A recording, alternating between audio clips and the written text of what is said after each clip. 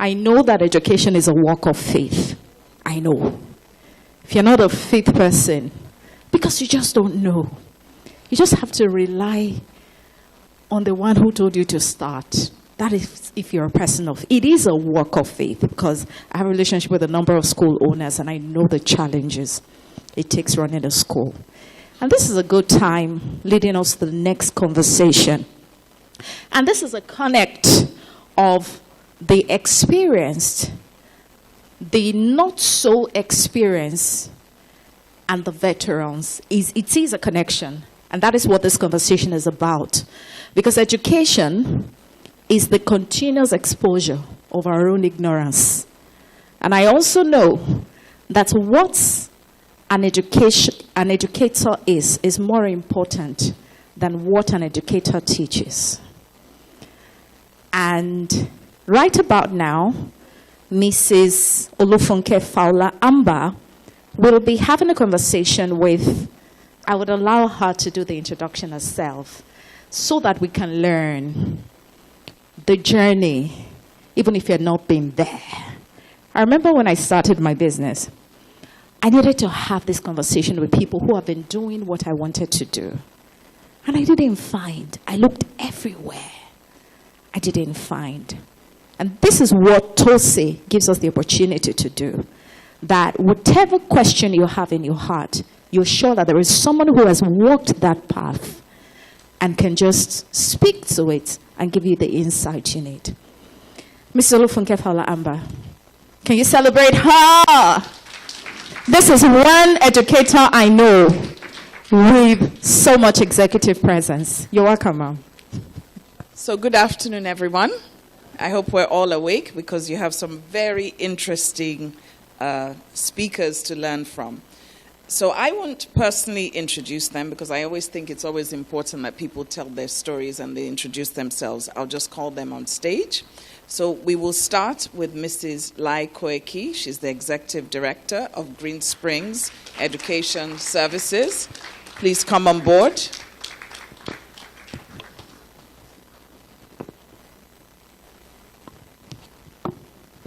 I would also like to welcome Mrs. Busola Olanubi, the Executive Director, the Porter's Land School. Please encourage her. They're going to be sharing lots of insights with you. And last but not least, I'd like to invite Ms. Shefumi James Ogbe. She's the Director, Head of School, Cypress Hillside School. Please join us. Please encourage them. Please continue to encourage them.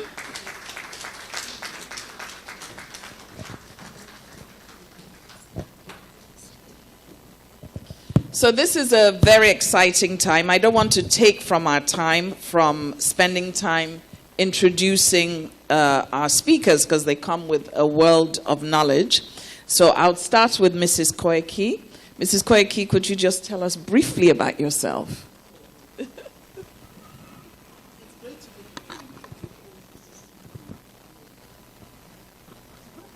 Okay, it's great to be here. Good morning. It's afternoon, actually. Good afternoon, everyone.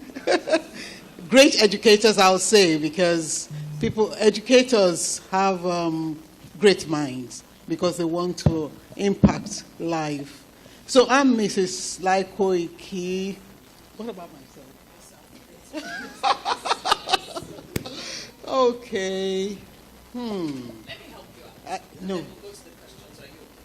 Oh, well, I mean, it's okay. Yeah, well, I founded Green Springs School. That was in 1985. So we're 1 year shy of 40. And it's been a journey. I think that's enough for now. That's enough for now. So we'll go on to the next speaker, Mrs. Busola Olanubi. Please just tell us briefly about yourself.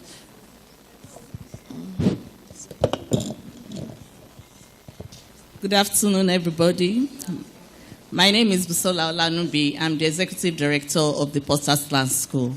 I started Porter's Land in 2016, January to be precise, And now we are a nursery, primary, and secondary school that we started September last year.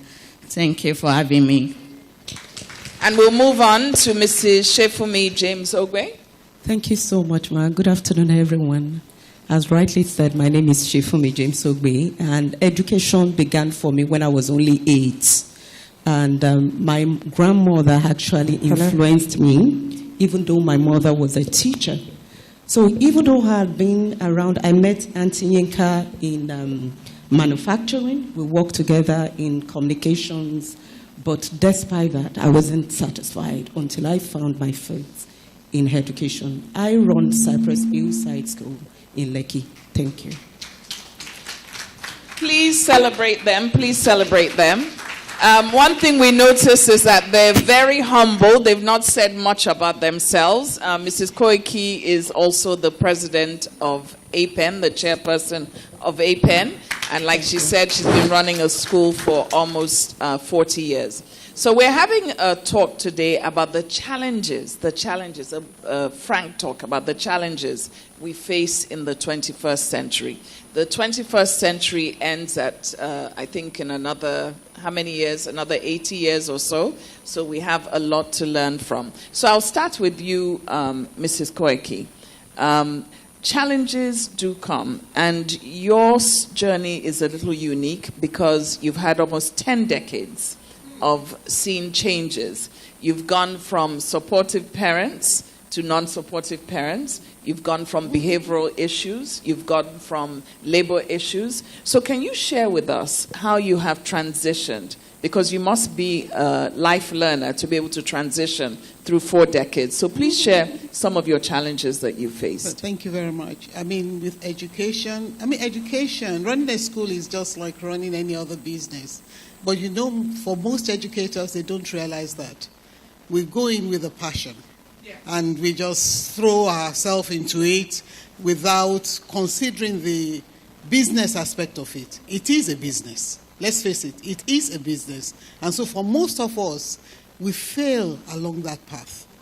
We fail because we are unable to sort of put books together. We fail because all we're interested in is the well-being of the child, which is great. I mean, that's what we're called to do. However, if the school does not survive, then that child will not do well, in that sense. And so, getting the accounting part, the business part right, was a challenge. Even for me, when it started, I was just like every other person starting a school, passionate. And maybe I should just mention that the reason why the school itself started was because I had a need. I looked for a school for my daughter, and I don't imagine who I thought I was at the time, thinking that this school, that's not good enough, and all of that, and ended up learning a bit more about education and deciding to go for the Montessori training, in the UK and all of that, So it was as a result of that the school itself started. And we started with 3 children. And so the whole essence was just to ensure that maybe I missed a step there, right? Now, you know what we're experiencing now? We're experiencing the Japa syndrome, right? Good. In 1984, there was another cycle of jackpotting. That was when Andrew was checking out, right? Aha. I had gone for my training in 1983, finished in 1984. But there I was. It never occurred to stay back. Even though Andrew was busy checking out at that time, it never occurred to me to stay back in the UK. I thought, I'm going back to Nigeria to change the face of education. That was the driving force. And so that was what kept encouraging me through all the challenges. School started with 3 children, obviously, and those children were children from family and friends. That's the way it is. They borrowed me their children, you understand, and that's the way it was, and that was how school started, and it grew from there. But then I had to be everything. The cleaner, the school bus, driver or whatever, and all of that, and the teacher, of course, because that was very important. And so But in the process, you just find that you throw your whole self, your emotions, everything into this work that is so meaningful to you, and it's real. It's real that it is so important, and you try to support parents along the way. However, a lot of that is also abused by many people. I mean, that's life, actually. I don't know if I should. No, very good, very good. Thank you. So we'll move on to Mrs. Olanubi. Yes, please. Many schools closed down in the UK, in the US, post-COVID, but you're standing, so we celebrate you. Let's celebrate her. Many school owners are suffering from a lot of fatigue, mental fatigue, because it's not been easy.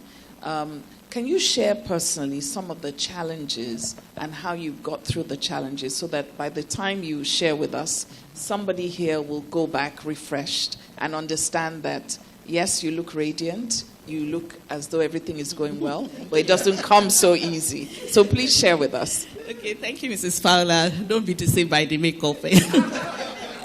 I'm a second-generation school proprietor, so I thought I had it all figured out now. My mommy's school is about 30 years, and I used to help her during ASU strikes.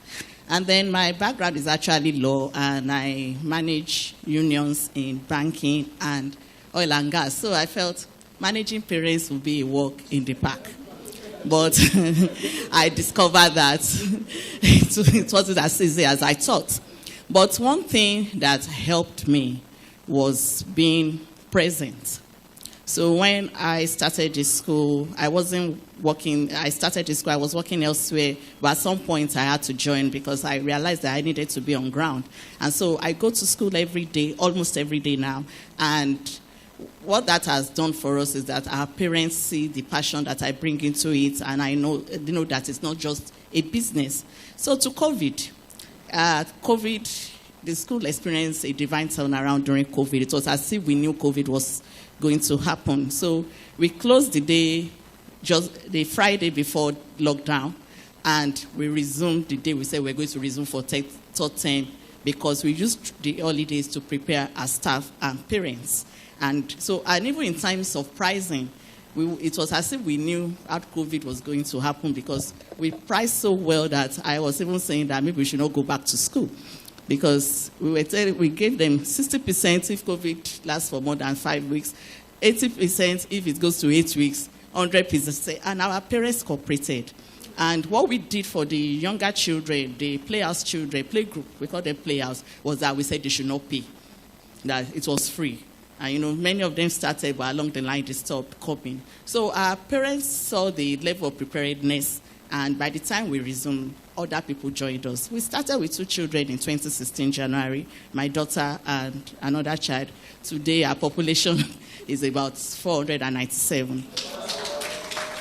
So, and one thing that's also important, like Mrs. Koiki said, accounting. We started at secondary school now, and I told my staff that when we start year 10, accounting will be a compulsory subject, even if they are not going to write it in their final exams, because I struggled a lot with keeping records. I knew money wasn't missing because I'm still in charge of the money, but in terms of that, okay, when auditors come to say, okay, how did you spend this social amount, I wasn't really able to account for it. And I thought that, okay, money will come in, I will spend it, but there's still a lot that goes into managing inventory and all that. So when Mrs. Ogunde called me for this, I said, I wish somebody had invited me to a panel like this before I started, because it would have really gone a long way. So I know there are some intended school owners that are part of this program. I will advise that you intern with a school owner before you start, to know whether you are even called for this. Because sometimes I wish I didn't start. Fantastic, thank you. So Mrs. Egbe, you come in with a holistic experience, manufacturing, communication. So can you share with us what skills did you bring in to combat some of your challenges? I want you to share of an incident that happened, because you're sort of new compared to some of the other speakers. So what are some of the challenges you experienced, and how did you overcome them from your previous experience? Okay, thank you so much. Amber, yes, thank you. Yes, for me, like she said, maybe you should intern. That might not even be enough because nothing prepares you for what you face in this business. I interned with some schools in Lagos. I knew I was going to go into education even while I was working in a corporate organization. In short, some of them made me teacher. And the day I opened my school, all of them were rejoicing I just found my path. So I knew I should be in education. And I started out in 2019, but nothing prepared me that all the hard work I put in was going to be swept off by COVID. When we opened our door, I didn't have a single child again. All of them left. Either they stayed back home or they left for Canada. And I was devastated because How did you get over that?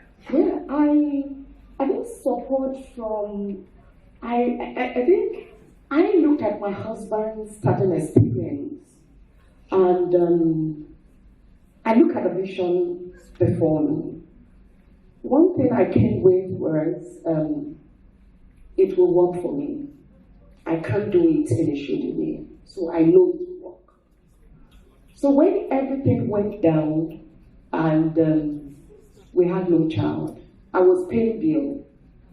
I had staff I was paying every month. I quickly thought of it, what can I do to benefit humanity? I told them we're going to advertise free and take children online free. So for COVID time, I made my school page and we were educating students in Akure, in Kano, different parts of Nigeria for free. And after that, when we came back, no child to resume with. And I started encouraging my staff, even though I needed strength from God. So many times I was awake in the middle of the night, crying and telling God, God, I don't want to be a mockery. I had businesses that were working and giving me better money. I was bringing money into this business from this business. The business I do, if I have a contract once, I get enough money. So it's not something that you are comfortable with. But passion is there and purpose is there. And I think out of it all, seeing where friends, stories of older people that have been able to beat their challenges encourage me. And God above all. And I think my husband, gave me a hope that no business, I should look at, the tree.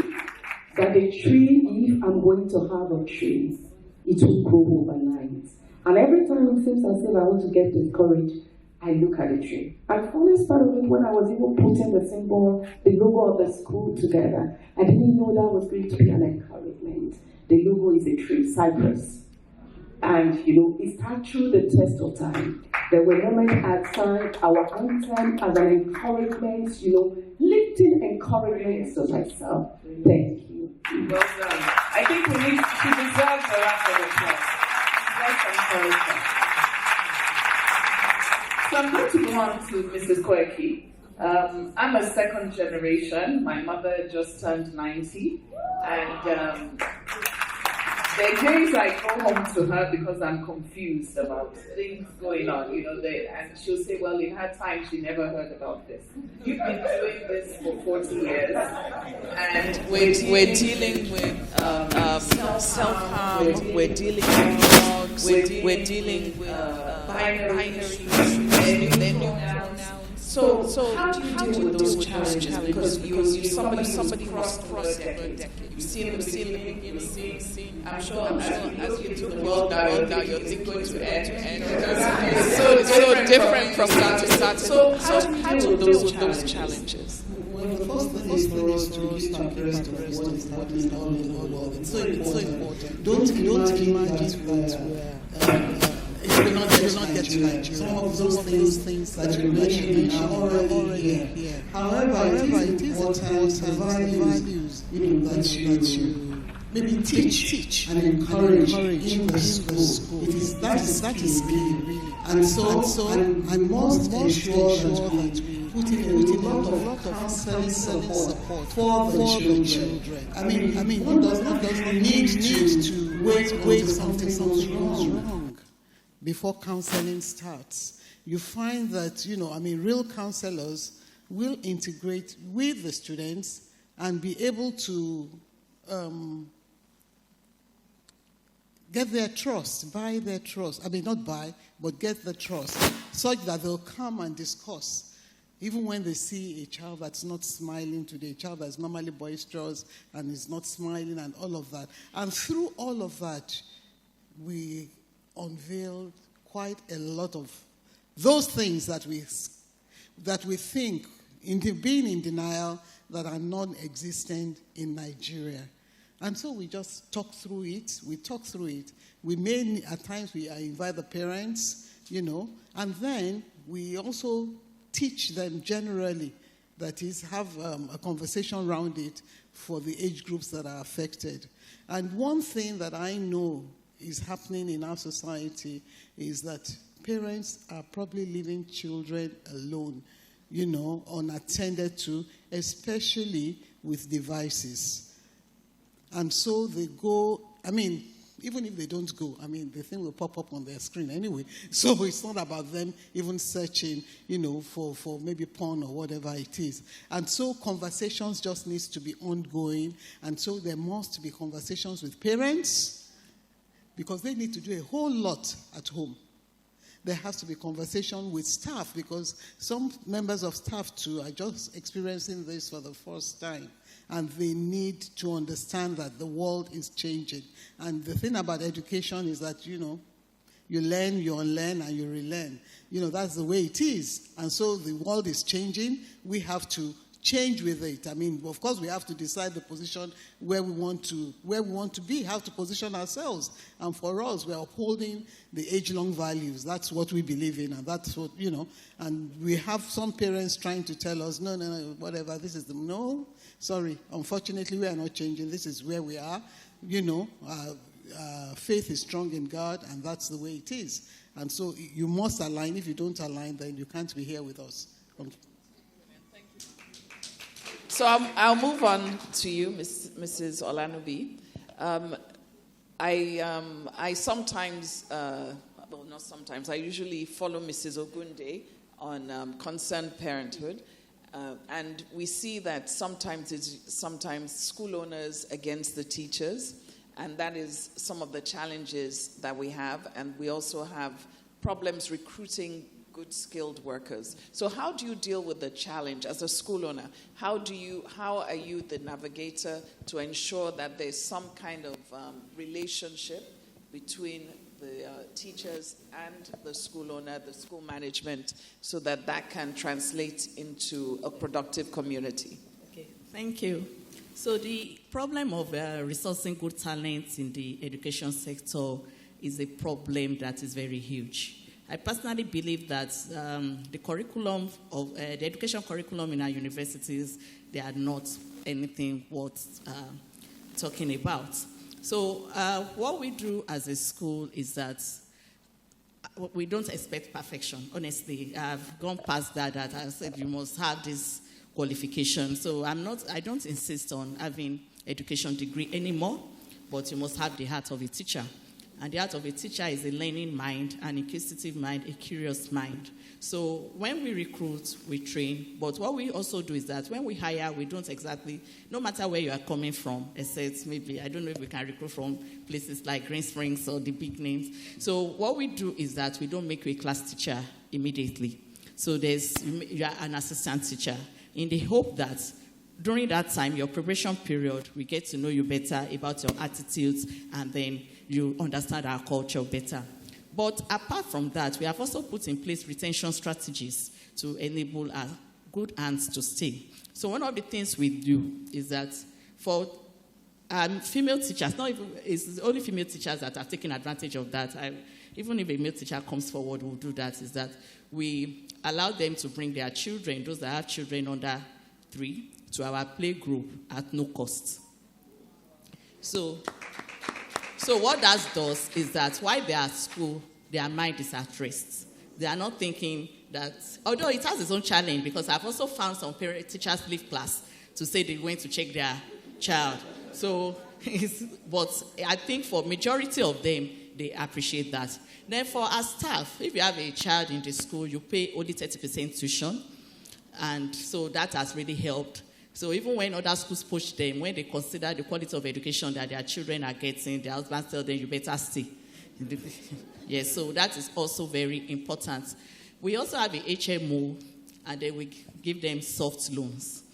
Now, we also have a cooperative, and I brought that cooperative from my banking experience. So we have a cooperative where they can also access bigger loans to enable them meet bigger demands. So that's how we retain talent. Now, we also have an appraisal system. That appraisal system is such that if you are not doing well, it will throw you up, and then you know that somebody is watching, and if you are not doing well, at the end of the review, then we can ask you to leave. So those are the things we have put in place to ensure that we retain best talent and we make our school uncomfortable for those that are not willing to work. Thank you. Thank you so much. So I now move on to Mrs. Egbe. Can you share an experience that would encourage somebody today, another experience that may encourage somebody as they're going through the challenges? In the 21st century, there's been so many things that are paralyzing school owners emotionally, just things from the environment, from the government. The cost of living has shot up. With the subsidy, some of us that do school runs, we have to increase school bus prices. We have to think about the staff next term. Are we going to give them increases? So what would you say to people? How would they sit down and navigate the challenges for the next session so that they're able to make sure that it's a win-win for everybody? I think what comes to mind first is the educator's well-being. I think we work so much and we don't know when to stop. I remember when I started, there was a time, a particular, week, I was in the school working because I was almost everything. I wanted everything to be perfect. I demand excellent, work and the rest. And I was in the school to 1 a.m. And my security guard, 2 of them, they kept on coming, to just tell me, Madam, come and go home. And I wasn't ready to go because my eyes were on the goal. And I needed to finish before the morning. And, one of them came around and said to the other, when work reached, Madam no, they know until she finished. And there and there, I asked myself, I checked my time, and they came and told me, Madam, it's 1 a.m. And I was going outside Lekki Phase 1. I was going to drive myself, a woman.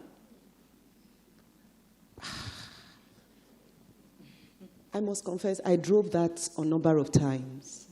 But what I realized later is that after all, what next?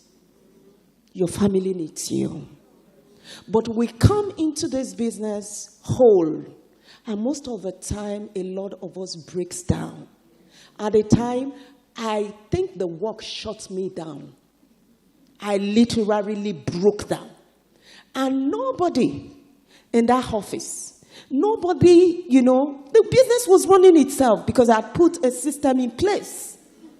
But my family was busy. They were busy carrying me, caring for me. So I think, what the highlight of the whole thing for me in education, your health is a priority. Ask yourself, if everything fails, can I still have my health? Surround yourself with people that believes in you. I have inner circle that I can always fall on even when I know everything has failed. I will call, Vicky, come, this is how I'm feeling. And by the time they look at me, look into my eyes and tell me. There's a particular one she will tell me, there is nothing coming from the sky that this world cannot take. You know, and by the time she shares 1, 2 of our own journey with me, I think the team with Dissolve Me, we share knowledge, ideas, and we come around and I find solution out of the whole issue. There are people who have gone ahead of you. There is nothing. If you understand that your health is priority to this business, I think it will do you more good than believing that you are the whole in all. You can never be the whole in all. And this work, you can never finish. Everywhere I go, 24 hours, I've realized this thing, we call phone, we keep working. If I sleep early and I wake up around 2 a.m. daily. But the moment I wake up, there is no day I've woken up that I don't have something to do. So that tells you that there is no end to this work. It's a work that needs your brainchild to be consistently active. And you need to put into your health for your brainchild to work. So take note of that. Brilliant. Please, let's clap for her. This is supposed to be a very frank session, and I know a lot of you have questions. We won't usually have this opportunity to hear from decades and decades of experience. So I would like to open up for the audience to ask questions, and then we move on to another session so you can learn more about the challenges. So can we have some questions? We can only take about 2 or 3 questions so that questions aren't birthing questions. Okay. Please, you can mention whoever you want to respond to your questions. So, good afternoon, the panelists and my colleagues. I'm Barrister Nike Agumbiade from Silver Sands High School. The year has been very challenging for schools, great school owners, according to Mrs. Koiki. I've learned a lot from the panelists. Well done. Thank you so much. So September is coming. We are faced with the fuel increment, and we're going to be dealing with school buses as school owners. We're going to be dealing with talking to parents about possibility of increasing school fee and other things. So, Mrs. Koiki, what would you advise for September for school owners so that we get it right? Coming from your experience. Thank you very much. In reality, there's really no way around increasing school fees. But you have to increase school fees. There's no way around it. There's no other way around it. It has to go up. But of course, in increasing school fees, you have to think, some people might need to drop off. You know that. Because they cannot afford it. But of course, because it is a business, you need to be able to pay your bills. And that's why you have to increase school fees. You need to be able to pay your staff well. You need to be able to fuel the school buses. And if you serve lunch, you need to be able to afford to feed the people. But it's also important to also reconsider. I mean, there's some things that you may need to stop doing. For instance, I don't know. For instance, you may consider maybe stop giving lunch. It's better for them to bring their own food. I'm just saying, because really, how much would you be able to add on to the fee? And you find people maybe even questioning that. I'll give you an example. Well, it's an example, but it's not quite related to this. People question a lot, which is okay. We're in that age of knowledge where you are allowed to ask questions. And you have for those that write IGCSE, British Council sends the bill. But because it is priced in foreign exchange and they now convert it to Naira, it is high. The exams, very high. And you find someone, because that document is not actually shared with parents, because British Council doesn't want it to be shared with parents, right? And so if you're charging a parent maybe 600 and something thousand for an exam, I mean, They'll want to know, maybe you are making a kill out of this opportunity that you've gotten, not knowing that that is actually the bill from British Council. And so you may find that, people will ask some questions. Some might be irritating, because you feel bad because already you are doing so much. They can't even see that. They are concerned about self, which is natural. We're all very selfish anyway. I said that to say that we need to consider the things that we need to do to remain in business. Because if you price yourself out of the market, then you may lose quite a number of children because the parents cannot afford to pay the school fees. But increase school fees, unfortunately, I think you have to, unfortunately. Brilliant, brilliant. Another question? Yes, good afternoon, everyone. Good afternoon to the panelists, the organizers. I'm honored to be here. My name is Adirunke Fashiru. I'm a human resource professional, and I'd like to think aloud this afternoon. So most times when I get into systems, I try to encourage proprietors to do something for their staff. So I know that the owners do not have direct contact with the children, and if you want your teachers to represent you well, then you must train them to a certain degree. But every time I hear the same response, which is true, teachers, proprietors are a bit weary, investing so much in teachers that would not stay. So I'd like to ask, maybe Green Springs, Ms. Lai, if it's possible, and other speakers too could share their opinion. So I'd like to ask, how best can school owners get that sense of belonging from the teachers? So one time I proposed, so we're talking about retention, one time I proposed that in other places where I used to work before I came into education, I had some of my colleagues say to me that their career objective was to become a director in that organization, and they gave their best because they knew that at the end of the day, there was the option of becoming a director. Maybe a 2%, maybe a 1%, but there was something to work for. And even when there were options outside, they just felt, this thing is what I want, so I'm ready to put in 20 years. So are there options we can explore in education to retain our best hands? Is it fair to ask someone to sign because you want to train the person, and maybe the person gets trained and the person walks away? I know it's unfair to the school owners, but how do we arrange this such that these teachers just desire to stay and are not compelled to stay? Thank you. My first response to that, addressing school owners, is that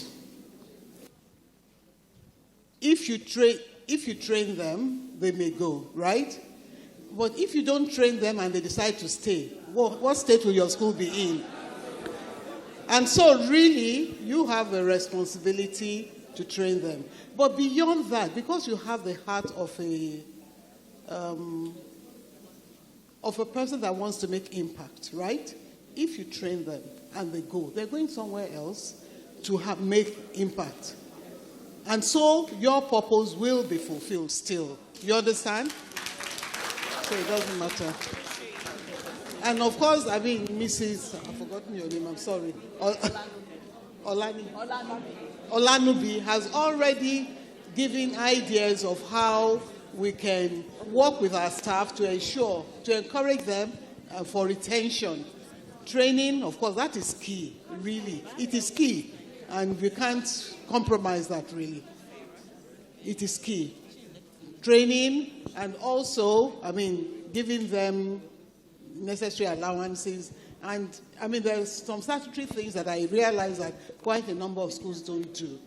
Like the HMO, medical, there's the HMO, there's the NHF, even though recently that is a housing, whatever.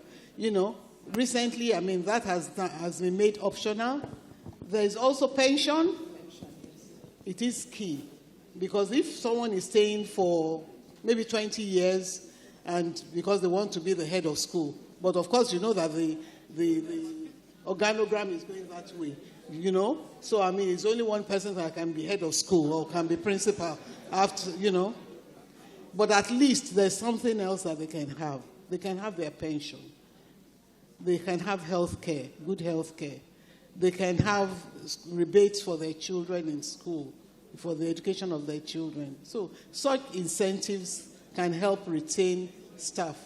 Thank you. Brilliant. So can we hear from the other two speakers about the same question that the HR expert had? How do you retain staff? And if I can please ask the audience, can we please keep the noise level down? We are what we practice, so I hate to think this is your classroom. So please, can we please keep the noise level down? Please go ahead. Place in Potter's Land to retain our staff. But I also want to tell the person that asked the question that times have changed. And for Gen Zs, many of our staff now were born in 1990. So they are not even thinking of staying 15, 20 years. So, but while they are with you, reward them adequately. So, like Mrs. Koike said, I'm not looking for a situation where somebody will stay with me because he wants to be a director in the school, but this person is not pulling his weight. So I don't want my school to become like a public service where people are just marking time. No.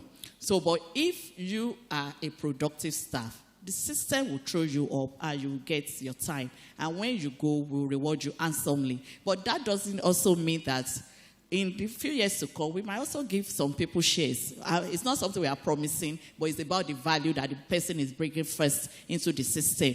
So it's about value. When you demonstrate value, people will want to retain you. Thank you. Brilliant. You also?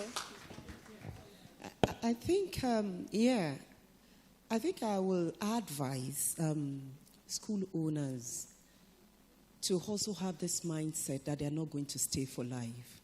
You came from somewhere to start your own. Even after some years, they will go. But for those, we are in the age where borders have been opened to them, and some countries are even beckoning on them for free. So what are you going to do? Encourage them. What I have chosen to do, I've had staffs that have left me, is to encourage them and encourage their vision. I realize I have not lost them. Because when they see something good that can benefit me, they call on me and tell me about it. I have one that has told me he's going. He was shocked with my response, even though I had premonition that he was going to go. I encouraged him. I encouraged him about his family. I encouraged him about where I think, the channel will lead him. And, after the discussion, he looked at me and said, Ma, I didn't believe you were going to respond like this. And I asked him, but I have my own children. So you have your own children. Once they come, most of them, the Gen Zs are not there to stay. But may we continue to find the people with the right passion for education that will serve their purpose and serve their God in what they have found their hand, on. I think that is paramount to me. Anybody that wants to leave can leave, but leave with truth. Like I was telling someone, my friend shortly, that I opened a discussion in my school that, I just came in during one of our meetings and I told them, now September is coming. What, I have learned is when the session is ending, you need to make your intention known, at the beginning of that last session.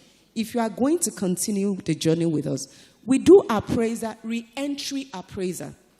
I brought that, from my, wealth of knowledge, from other companies. Reappraiser, re-entry appraiser. So even if you have given me problem in the course of the year, I don't have to terminate you. I know that there is an end to the journey. So I might not readmit you into the system when the session ends. And with that, we know that, the contract has ended and you can go somewhere else. But in that, at the same time, I'm not going to leave you with bitter words. I think a lot of them, when they come in, we that are new in education, a lot of them have gone through schools that they have been embittered.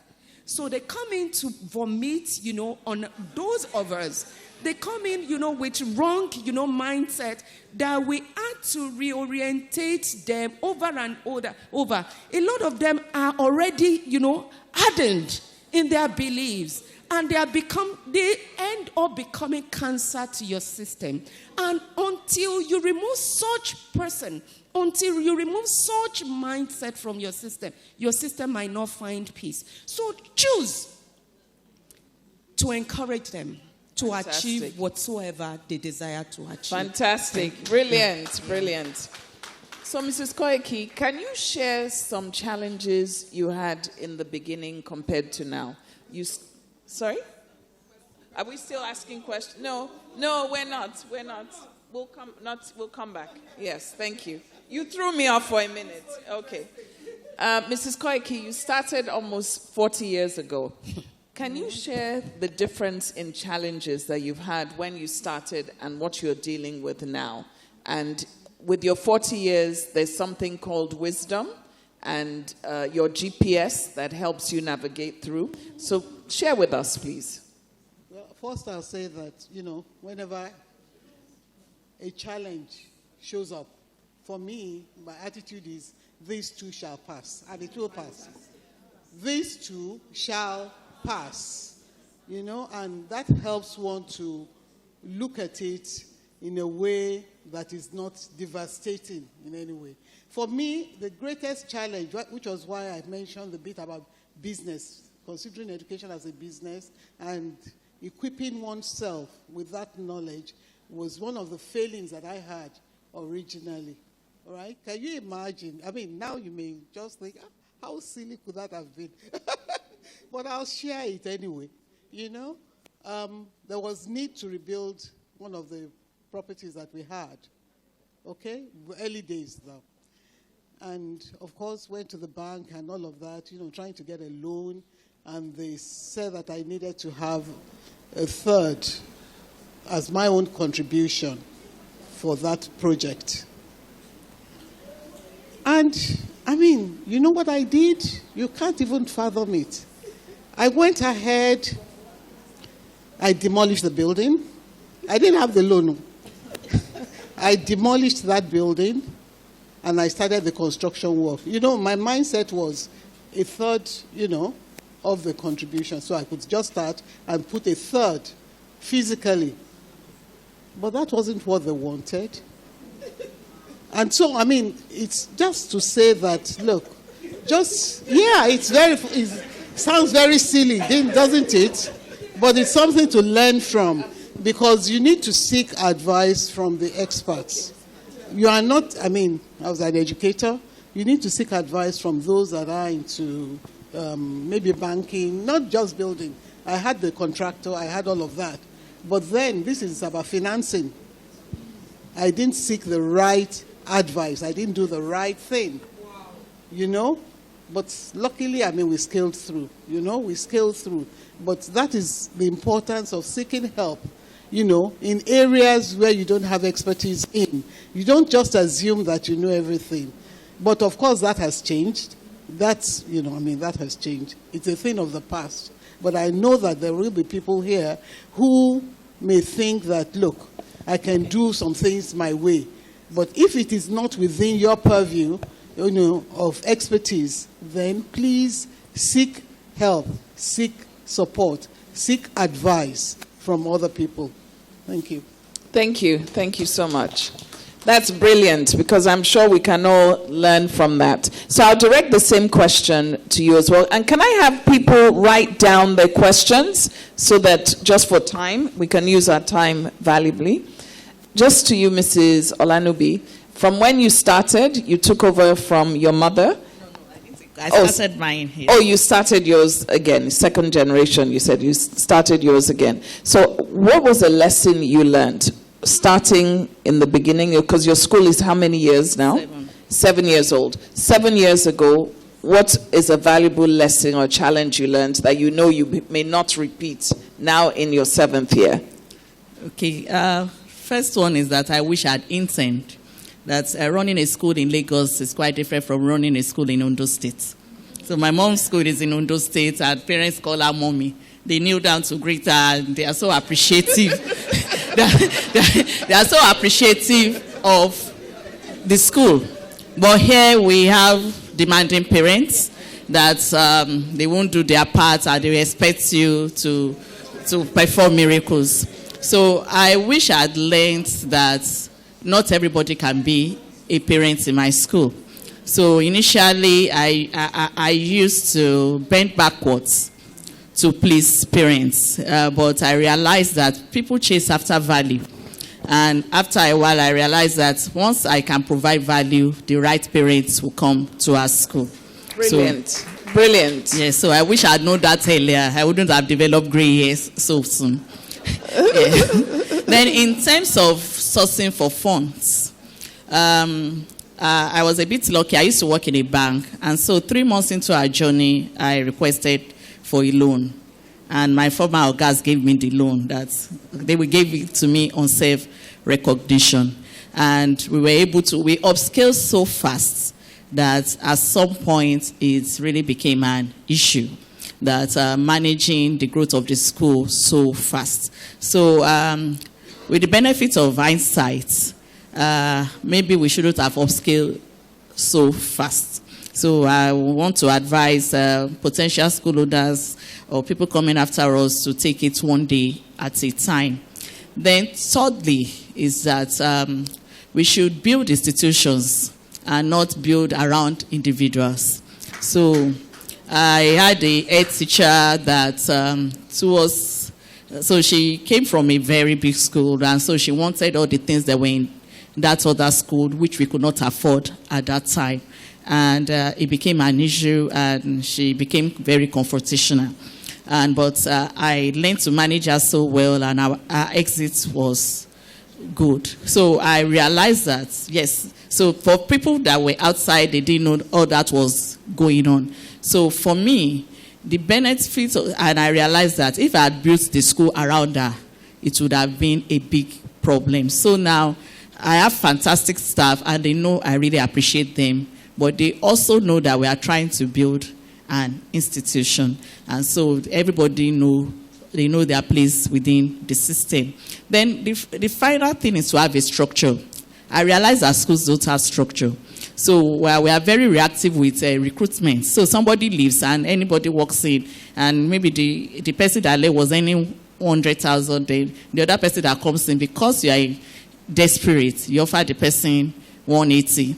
And then it causes a lot of disaffection within the system. So it's important that you put in a structure that there are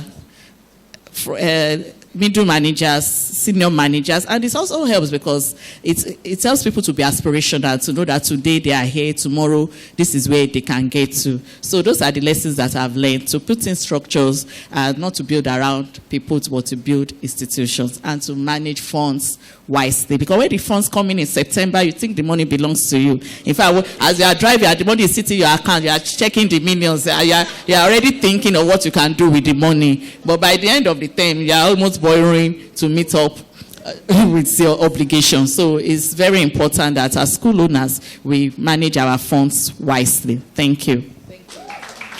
So can we hear from you as well? The challenges, how you overcame them, starting and where you are now.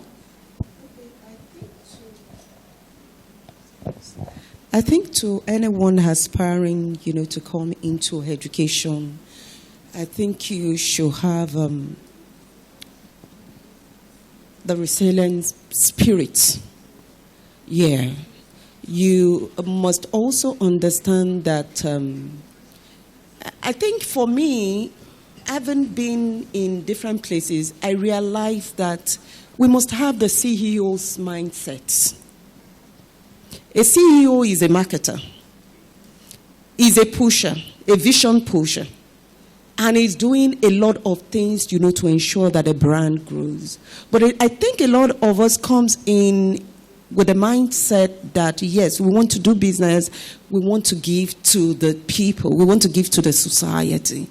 But once, we have decided that this is what we want to do, like she said, system must be in place, your accounting, system must run perfectly. I made a lot of errors. I won't even know when I start, I put family money into the business. It's when I'm doing my accounting that I will realize that, this money has gone. And, I'm just looking up and down. But thank God for an understanding spouse. But I think, for me, coming to education, I will say I have learned to understand that my school is not your school. there is a vision that brought me, and our vision, even though we have a universal purpose to educate, but how we are going to educate differs. And how our journey will be differs. So I think I understood that, I think the third year, after the third year of our opening, that see, you need to sit down and understand that these people had a journey to get into where they are. Your school is different from theirs. Yours is yours, and you need to work out your vision. So learning, yes, even though we have competitions running, we should also understand that there is a leg ahead, and that you must take your journey one at a time. Brilliant. Brilliant. And I think, that solves it for me. Then for the area of, I wish I'd seen into like my 10 years ahead. I wish I'd seen into like my 10 years ahead. Because when my husband kept on telling me, this is like, not like there's a name he calls it. You are giving back to the society. Like you said? Like is an initiative to just give birth. I will tell him, no, I am going to make, there's money in it. We are going to make money. But, I knew I wasn't coming in to make the money, the first years. And I think that has really, really helped me. Because while COVID was going on, I was paying complete salary to staff members that we had contract with. I couldn't have done that if I was dependent on the money that the school was going to provide. But I already had a plan, for first few years. I already had their salary for first few years. The people I could, bring, work with, I already made provision for that. I think that really helped us, for those first few years. But truly, if I have to say it again, I wish I'd seen into my next 10 years. It's well, brilliant. So we have some questions, and we only have 5 minutes left, and I know Mrs. Ogunde is very particular about time. So I will start with you, Mrs. Koiki. How can you put in a succession plan without stress? Is your presence in the school as the school owner compulsory all the time? Well, there has to be a system. It is key. The school will remain there because it's important to have plans for an enduring legacy. That's very important. And you will not always be there. And so it should not be wrapped around you. There has to be a system in place.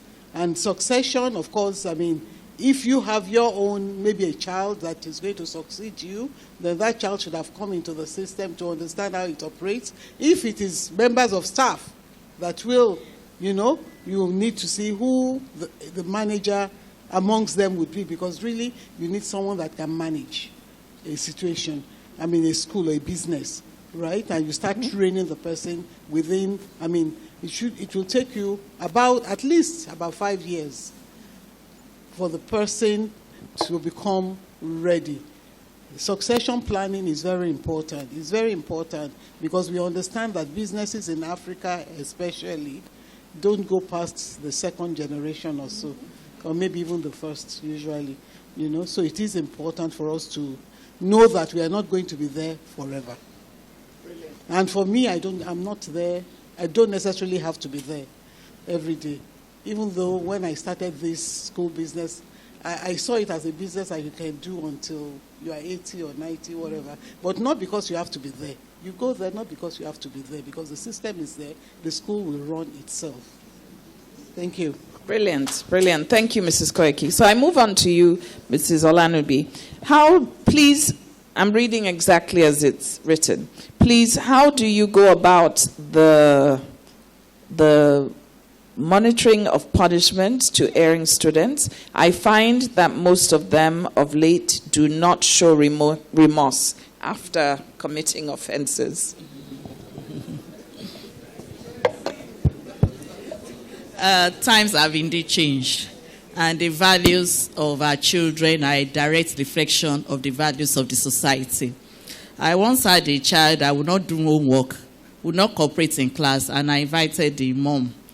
This mom is a well-educated person, a practicing engineer that sometimes she will come to school in her coveralls. So I used to look at her as one of the practicing engineers. And the woman told me and the ESS teacher to her faces that, no, that as long as the child can sign a check, can sign, not even sign a check. So these are the people that we are dealing with in the 21st century, because this is not an... Hello? Sorry, can we learn, please? So this is not an illiterate. She's well educated. She's not a Yahoo person, in quotes, that you would think, that you expect to think that way. Now, monitoring punishment, you can only try as much. The parents are the first educators of their own children. Now, if you have an erring child that you've invited the parents, you've punished, you've invited the parents, and the child has refused to cooperate. Well, we've had instances, in fact, we've suspended 2 children in primary school before for bad behavior. And one happened to be a twin. So the father was so happy. So the father will bring both of them to school in the morning, drop the girl, and the boy will go back home. And it changed. But you have some parents that are not cooperative at all. And we've not had an instance like that, but I'm also prepared to ask that the family to withdraw their child if they refuse to cooperate. But also, we must also realize that children, we cannot use singular instances to come to permanent conclusions. So children are a work in progress. A poorly behaved child this year might end up becoming a good child. So we should not be too quick to conclude. Yes, so that's where the role of pastoral care comes in. So I once had a child that was a 4-year-old child. She will not cooperate. She will not write. And since we don't beat anymore, one day the teacher brought her to my office. Mr. Lanube, I'm tired. And as soon as I hugged this girl, she said, I want my daddy. And by the time I called the older brother in primary, said their daddy had moved out. Fortunately, the mom and I had worked together. So I called her and she explained to me. I said, I want to call your husband. And I invited him. I came the following day. You should have seen how the children hugged him. I was almost crying. And I had to tell them, whatever is happening in your home is not my business. But the interest of these children is paramount to us. So what happened? The man moved back.